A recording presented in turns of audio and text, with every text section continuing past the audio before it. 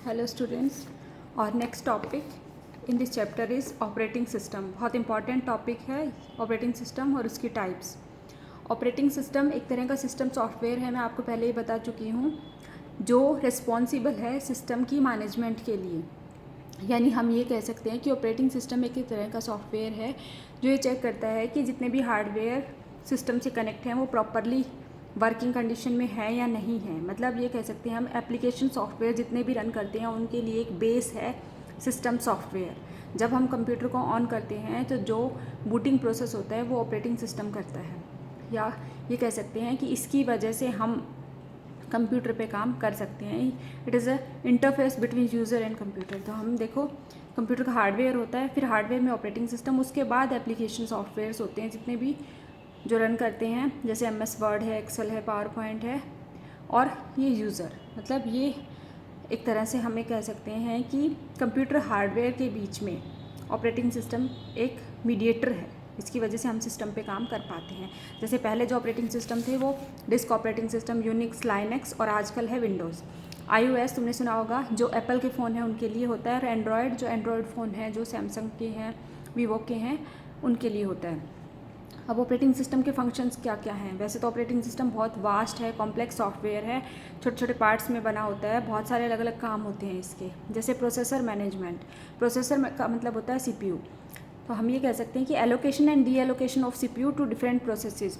मतलब ये कह सकते हैं हम जब बहुत सारे प्रोसेस एक साथ साइमल्टेनियसली रन कर रहे हैं तो CPU कब किसको कब कौन सा जॉब करे और कब कौन से को बीच में छोड़े। मतलब एक तरह से शेड्यूलिंग होती है और हमें पता भी नहीं चलता। हमें लगता है सारे काम एक साथ हो रहे हैं, लेकिन CPU एक जॉब से शिफ्ट होकर दूसरी जॉब पे कब चला जाता है हमें पता नहीं चलता। तो वो सब मैनेजमेंट कि मोर देन वन प्रोसेस एक ही टाइम पे रन कर रहे हैं, वो स्मूथली रन करते रहें, तो CPU को अलोकेट करता है, एक जॉब से दूसरी जॉब में शिफ्ट करता है और उसको एक जॉब से दूसरी जॉब से में फ्री करता है। ये अलोकेशन और डी एलोकेशन बोलते हैं इसको। ये काम ऑपरेटिंग सिस्टम का है। दूसरा है मेमोरी मैनेजमेंट। मेमोरी मैनेजमेंट में भी सेम यही है। जैसे कोई भी काम है हमारा, जो हर प्रोसेस है कि बहुत सारे प्रोसेस जब एक साथ एग्जीक्यूट हो जाते हैं और सबको मेमोरी की ज़रूरत पड़ती है, तो हम जैसे कोई भी काम जब वर्किंग कंडीशन में होता है तो वो मेन मेमोरी में होता है, लेकिन बाद में मेन मेमोरी का वो वाला पोर्शन फ्री हो जाता है जब वो काम कंप्लीट हो जाता है, और उसका रिज़ल्ट है वो हार्ड डिस्क में सेव हो जाता है। तो मेन मेमोरी के पार्ट को किसी टास्क को अलोकेट करना और उसको बाद में फ्री करना, ये काम भी सारा ऑपरेटिंग सिस्टम का है।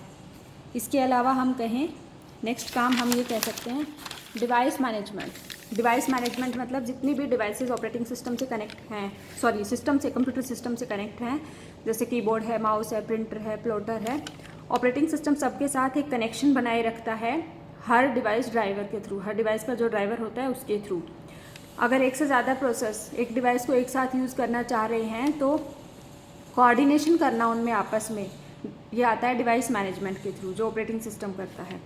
नेक्स्ट है डाटा मैनेजमेंट। डाटा मैनेजमेंट का मतलब है डाटा मेमोरी में कहाँ पे स्टोर होता है। हमें खाली फाइल का नाम पता होता है, हम फाइल का नाम डालते हैं और फिर ऑपरेटिंग सिस्टम सर्च करता है कि वो किस एड्रेस पे।